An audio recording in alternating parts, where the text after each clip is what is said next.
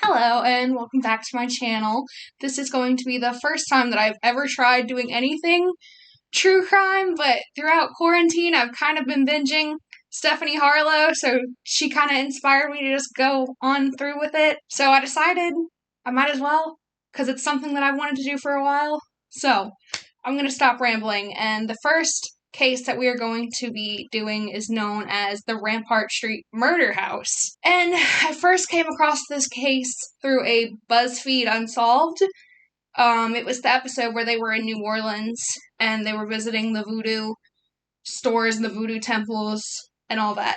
So, in October of 2006, police responded to a call from Omni Hotel that a young man had jumped from the roof of the building. He landed 5 stories down in what was an apparent suicide. However, that's not what is strange about this case. When the police arrived and they searched the man's front pocket, they found a note. And it became clear that this was not just an ordinary suicide, that this was not just a young man who had depression, who had mental illness, who just couldn't take it anymore. It was so much more than that. They found a several pages long suicide note, and in it were instructions on how to find his girlfriend. The man that had jumped from the roof of this building was Zack Bowen. Zack was born on May 15th, 1978 at 6:50 p.m. His parents were Lori and Jack Bowen. Now, as a child, he and his family spent most of their lives on the road. His parents were known as wanderers. They lived their life in a van. They were non-traditional in the sense that they preferred to live in the traveling van that they owned rather than a house or an apartment. According to those who knew him, Zack Bowen was pretty average growing up. Nothing about him really stood out to people or made people nervous. He was just your average, everyday guy. He wasn't extraordinarily attractive or unattractive as a child or as a teenager. He was not a mean person. He had plenty of friends, and he was sociable. Now, in his last few years of life, people said he did a pretty good job at hiding whatever it was that plagued him that ended up leading to him taking his own life. According to his brother, he liked heavy metal music, and his teachers either loved him or hated him, as most teachers tend to do with their students. They either love you or they hate you. There's no in between. Now, as Zack grew up, he started to become a pretty attractive person. Growing up, he was pretty average. He wasn't extraordinarily attractive or unattractive. But as he got older, people said that he started to really develop into his looks, that he really started to become a good-looking guy. And this helped him get jobs on Bourbon Street, which I don't think I need to explain what Bourbon Street is, but in case you don't know, it's basically a series of bars in a street on New Orleans, Bourbon Street. It's pretty much what all the tourists that come to New Orleans, that's where they all have to go. So, on Bourbon Street in New Orleans, there are very, very lax liquor laws. You can get your drinks in to-go cups, and you can, walk around drinking them, where in most places, that would get you arrested. But on Bourbon Street, you can carry your drinks around with you, and you can drink them as you're walking and as you're bar hopping. So Zack would serve these drinks in these to-go cups, and he would serve them from bar windows. Usually women would flock to him because of his good looks. When Zack turned 18, one of these women that flocked to him was a 28-year-old stripper. Her name was Lana Shupak. Shupak, I don't completely know how to say it. Now, he met her at one of these bars that he worked at, and Lana tended to bounce around from Houston to Dallas, and it just so happened that she and a friend had visited New Orleans while they were hopping around from place to place. So when they went to the bar that Zack was working at, he asked them if they wanted a shot of Jägermeister. Now, Lana's friend was initially the one that was attracted to him, but Zack was interested in Lana, so her friend kind of said, "I'll back off. He's not really interested in me. He's interested in Lana." She was exactly his type. She was slim, she was busty, and she had long brown hair. And Zack said that that was exactly his type, that Lana was exactly the type of woman that he was interested in. So for 3 days, they kind of got to know each other, they kind of talked, and then after 3 days, they decided to go on their first date. And even now, Lana remembers him as an attractive man and described him as Adonis, the Greek god. Now, Lana was born September 21st, 1969, and she was born in Florida. and at just 5 days old, she was adopted by a Jewish family, and they were from Bayside, Queens. Lana's upbringing was middle class. Her father owned a car wash that was pretty popular in the place that she grew up in, and it was the Jamaica section of Queens. However, when Lana was 9, her father Carl lost the business, and they ended up having to move. So he moved the family to Houston, where he got a job as a stevedore, basically a person that loaded and unloaded cargo onto ships. And it's contract work, so he was an independent contractor. He would go wherever he was needed, load, unload cargo off of ships. Now, Lana wasn't happy with this move, and by her teenage years, she had really started to rebel against what she considered to be an oppressive lifestyle. And at age 14, she had moved out of her family's home and into her own apartment across town. I don't know where you can go where you're 14 and get your own apartment, but I guess things were different back in the 70s. And by her late teens, Lana had begun stripping at Houston clubs, and she did this in order to make ends meet. But it turns out that the money had ended up being far better than she ever expected, and often nights she would bring home up to $2,000 per night, which that's a lot of money now. It's even more back in the 70s whenever she was a teenager, and she was stripping at these clubs. So she never really had to worry about making ends meet. She never really had to worry about how her rent would get paid, how her bills would get paid. During the rare moments that she was restless with Houston life, she and her friends, her other stripper friends, would often go and find other cities. Any place with a topless bar, as she called it, they would go to, and they would try and find work there. Because when you're a stripper, you can pretty much go to any bar, I think. I think that's how it works. I don't know. I don't have any experience in that. But that's my understanding of how it works. So by her early 20s, she was so familiar with the string of bars in the South and the Northeast that she could pinpoint exactly when the strip clubs would be busy. And she would time when she would go to these strip clubs with their busy season. That way she could optimize on her money. And that's a smart business move, if you ask me. So, for example, she'd go to Myrtle Beach during golf season in the springtime. When Lana was 24, she hastily married and then divorced a man she had met in one of the strip clubs. And she describes that relationship as very volatile, very violent, just not a good relationship. It was very toxic. So that's what led to the divorce. Soon after her marriage dissolved, she moved to Mexico City, which is where she lived on and off for about 3 years.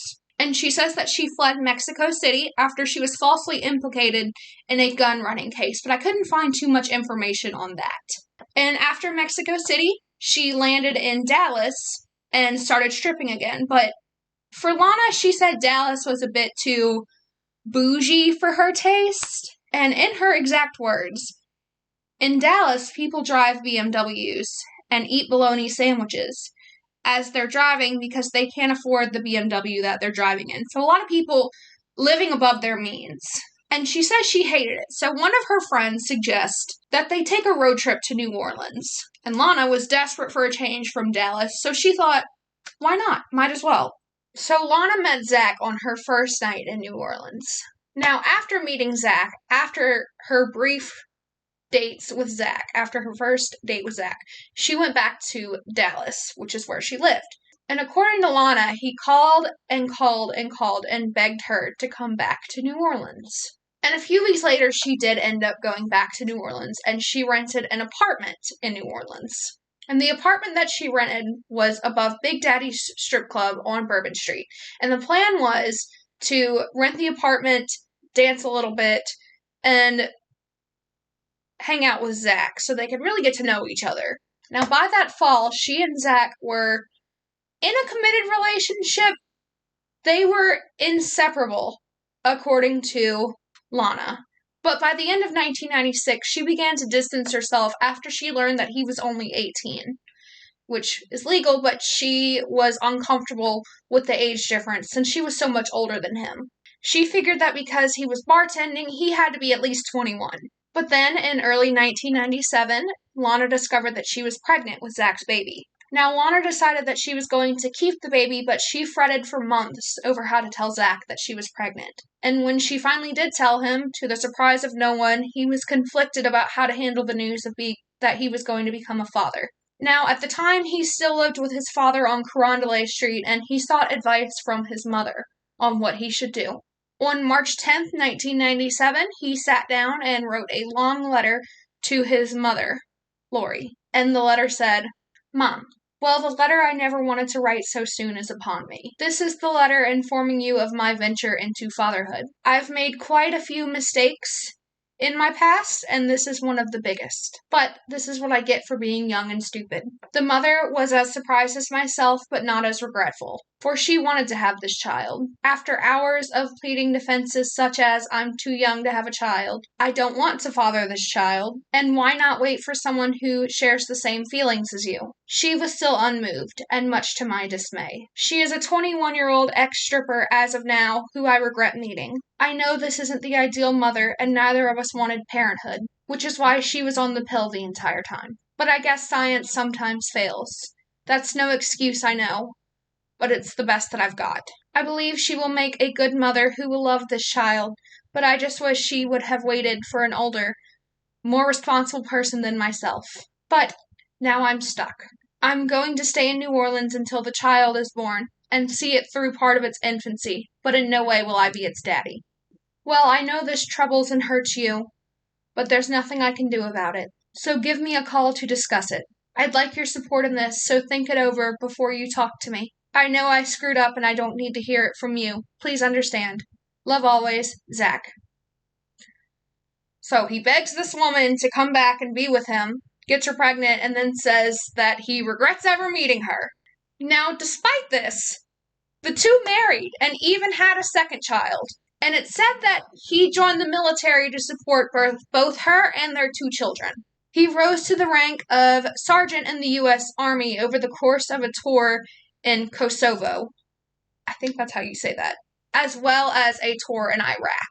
Some of his time in Iraq was spent in Abu Ghraib? I don't know how to say that either. I'm sorry. And as most people do, at least one of his friends reported that he had changed while overseas. He was less happy and he wanted to come home. And he got his wish when he received a general discharge from the Army. Because of the less than honorable conditions that came attached to his departure from the Army, despite his alleged honorable recommendation from his commanding officer, he was bitter. Despite him being bitter, he still managed to keep enough of a smile on while he was bartending on Bourbon Street. Now, not too long after he came back, him and Lana actually separated. Probably for the best. But this left him single in a city full of eligible women, and he met a lot of them, especially considering his job as a bartender. But it wasn't any of those women that he had his eye on. Instead, it was another bartender named Addie Hall. And Zack and Addie had one major thing in common, and that was that they both liked to drink. A lot. Now, Zack met Addie when they were both bartending in the French Quarter, and it said that when she first met him, Addie was very closed off due to her past relationships. However, it said that Addie liked to give Zack a hard time, and she kind of fell under the category of being mean as a way of flirting. So, whenever they say, "Oh, someone's mean to you because they like you." Well, in Addie's case, it was true. Now, Addie also suffered from bipolar disorder and took medication to treat it. Now, in 2005, when Hurricane Katrina hit, they both kind of holed up in their apartment to ride out the storm. They were two of the few people who didn't evacuate, as most people didn't for Hurricane Katrina. Because if you live in New Orleans, or if you live anywhere near New Orleans, you know that they have a history of saying, this hurricane is going to hit and it's going to be major, but then it turns at the last minute. So a lot of people didn't evacuate because of that, and a lot of people didn't evacuate because they didn't have the funds to do so. But it doesn't really say which one that Zack and Addie fell under. The general consensus is that they simply chose not to evacuate. Now, this gained them a lot of media attention in the wake of the storm, particularly because Addie liked to flash the police officers. The two of them were also known to make cocktails for the people of the damaged neighborhood that they lived in, for the visitors of the neighborhood, and for the people that lived there. Now, after Katrina hit, in the aftermath, they saw this as basically a camping trip. They lived without electricity, drank what they had, and instead of drinking water, they were mostly drinking the alcohol that they had, which is fine. That's what most people do. We have hurricane parties here. That's where we all get together and drink while the hurricane is passing by. Now, people that knew Zack and Addie said that this was a tragedy when they had to go back to real life, when they had to worry about their responsibilities. Now, Addie was known for being a mean drunk, and she would abuse her boyfriend whenever she was in the mood. And once things got back to normal in the French Quarter, she reportedly told their landlord that Zack was cheating on her and that she was going to kick him out. Now, it's hard to tell if these accusations were based in reality or just what she imagined while she was drunk. Now, their relationship was not a very good one, and it wasn't very sustainable either. On one hand, there's a bartender that is also rumored to be a stripper. That's just the rumor. I don't know how true it is. And it said that she drinks too much and is too free with her fists. But I want to be very clear. She's still a victim, regardless of how much of those rumors are true. And we're going to get into that a little bit later. And on the other hand, you have Zack Bowen, who also drinks too much and has been around the world to fight only to come back to a small town, which he would then fight again, only in a different way. Now, it's alleged that they had a friend named Squirrel, who was supplying them with cocaine. Now, whether or not that's true, the sources are mixed on that. And once the electricity came back to the city, that's when the problems really took the toll on Zack and Addie.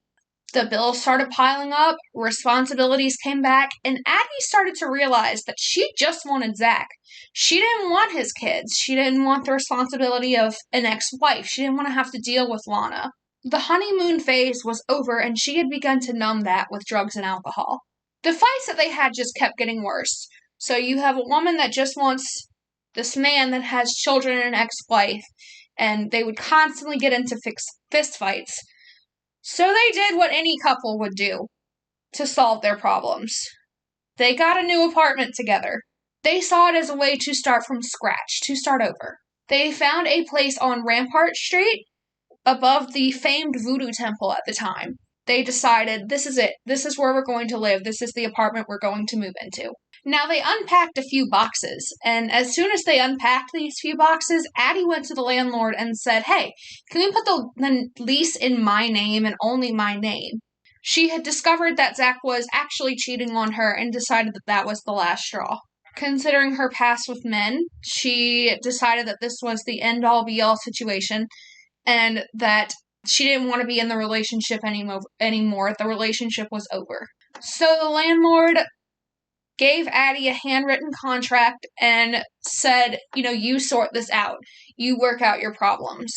Once Zack found out that Addie had the lease put in only her name, he became angry and inconsolable. At around 1 o'clock a.m., Zack strangled Addie to death, and in a drunken stupor, he fell asleep next to her corpse on a futon. Committed some things that I can't say on YouTube because of the censors.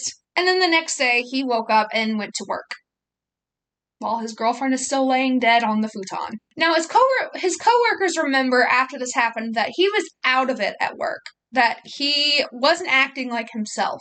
They remember him wearing sunglasses and a hat, and he was very, very quiet at work, which wasn't like him at all. Over the next several days, Zack cut up Addie's body in their bathtub with a hacksaw and a knife and put pieces of her corpse into and on top of the stove for cooking as well as in the refrigerator. He cut her hair and placed her head inside of a pot on the front of the stove. Her feet and hands he placed in another pot on the back burner of the stove, and he put her legs and arms inside of a roasting pan and put it in the oven. And finally, her torso he put in a black plastic bag into the fridge to deal with later. There were rumors that there were intentions of cannibalism, but the autopsy did not prove that. Now, after a few days, Addie's friends and coworkers kind of were wondering where Addie was. They hadn't seen her in a while, and so anytime they would see Zack, they would ask him, where's Addie? And what he told them is that she had left him and went back to North Carolina. Some were really surprised about that because they knew how much she loved New Orleans. But others weren't shocked, and they knew that Addie could be very unpredictable, so they thought that this was just another instance of her being unpredictable. On October 17th, 2006, Zac Bowen committed one more act of violence when he jumped from the roof of the Omni Hotel in New Orleans. He left a handwritten note and his army dog tags in the plastic bag in his back pocket. He also left the gate keys to Addie's apartment in his pocket. The letter was addressed to police only, and it led detectives to the home of their landlord, of Zac and Addie's landlord. They questioned the landlord, and he pointed them to the right direction, where they quickly discovered that the contents of Zac's letter were indeed true. They found a ton of unopened boxes, and the first thing that they noticed was the temperature and the lack of smell, which is unusual considering how long it had been since he had dismembered her. You would think that with a dead body, a dead cut-up body in the apartment, that they would be able to smell something. But it turns out that the air conditioner had been set to 60 degrees, and police said that it was like walking into a freezer because of how cold it was. There was no smell of rotting flesh, and the bathroom was clean of any lingering blood. On the walls, they found silver spray paint with the words written, "I love her, I'm a total failure," and finally, "Look in the oven," with an arrow pointing to the stove door. The letter that he had written that the police had found, letting them know of what he had done, was a very short one, and it said this: "This is not accidental. I had to take my own life to pay for the one that I took. If you send a patrol car to 826 North Rampart Street, you will find the dismembered corpse of my girlfriend, Addie Hall. You will find her in the oven, on the stove, and in the fridge, in a full signed confession from myself, Zac Bowen." This is how the letter in Zac Bowen's pocket started out when police found it. At the scene of Addie's murder, police found her journal with writings added in from Zac. And they said, "Today is Monday, October 16th, 2 a.m. I killed her at 1 a.m. Thursday, October 5th. I very calmly strangled her. It was quick. Halfway through the task, I stopped and thought about what I was doing. The decision to halt the first idea and move to Plan B, the crime scene you are now in, came after a while. I scared myself, not by the action of calmly strangling the woman I've loved for 1.5 years, and then desecrating her body, but my entire lack of remorse. I've known for forever how horrible of a person I am. Ask anyone. And decided to quit my job and spend the $1,500 in cash I had being happy until I killed myself. So that's what I did. Good food, good drugs, good strippers, good friends, and any loose ends I may have had. I didn't contact any of my family, so that'll explain the shock. And had a fantastic time living out my days. It's just about time now." Now, because of where they lived, with it being right above the famed Priestess Miriam's voodoo spiritual temple, a lot of rumors circulated that the dark forces of voodoo influenced Zac's behavior and influenced Zac's decision to take both Addie's life and his own life. But that's just a pure coincidence. There's no actual proof of that, because voodoo in general is a very clean practice, a very healing practice. Usually, it doesn't really have anything to do with influencing people and influencing them to have these violent outbursts, which is what Zac had weeks before his death. Addie Hall was a victim of domestic abuse. She was a murder victim, and that severe domestic abuse unfortunately turned fatal. Zac's own personal demons are what ultimately led to him taking the life of Addie Hall and himself. The Voodoo Spiritual Temple was founded in 1990. It was founded by Priestess Miriam and her husband, Priest Osman Chamani. I don't know if I'm saying that right. They moved to the Rampart Street location that was underneath Zac and Addie's apartment in 1991. And it remained there until February of 2016 when a fire broke out and destroyed it. While the temple itself had been there for nearly 26 years, the traditional Creole cottage was much older. It was built in 1829 by Pierre de Vergès. I don't speak French. I live near New Orleans. I still don't know how to say some of these words, some of these names. But it was sold and handed down throughout the years. 1826 North Rampart Street is listed as one of the city's historic places. much of the stairs, walls, floors, and balcony, as well as its large and unique courtyard, which was once used for voodoo ritual and a continued tradition by Priestess Miriam. And living quarters are original to the historic building.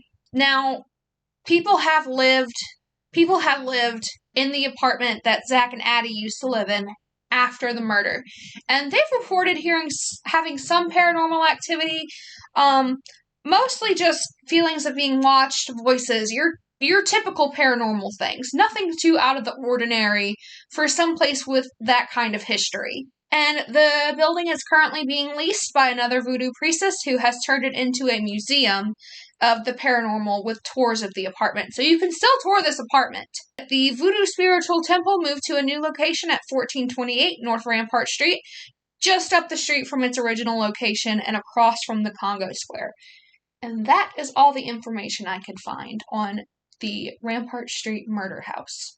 So, I couldn't find much information about Addie Hall, which was really unfortunate because I really would have liked to know more about, her history. I would have liked to know more about, who she was as a person, what she was like in her childhood. I found a lot of information on Zack, especially because his mother, I believe it was his mother, wrote a book about the murders. And I think there's another book that was written about it, and it's also brought up a lot on the New Orleans Haunted History tours in certain ones. And I learned a lot from the BuzzFeed episode that I had mentioned earlier. But I couldn't find much information on Addie, and that really disappointed me. So I kind of just rolled with what I had, and unfortunately, a lot of the information that I had made her out to be, this violent person, and I'm not sure if she was. There's, her parents haven't said anything about her. So I kind of just was able to speak on what I had found. So, but that's all the information I could find on the North Rampart Street Murder House. And I figured, for my first true crime video, I kind of wanted to do something that, no one else has done. Because I haven't found any videos from any other true crime YouTubers on this particular case. And it's a case that's close to me. I live near New Orleans, so I figured it was a great start. So, I hope you liked this video, and thank you for watching, and if you want to, subscribe, and give it a thumbs up, comment, whatever you feel like. And if you are from here and have any more information that I didn't cover on this video, feel free to leave it in a comment. Thank you!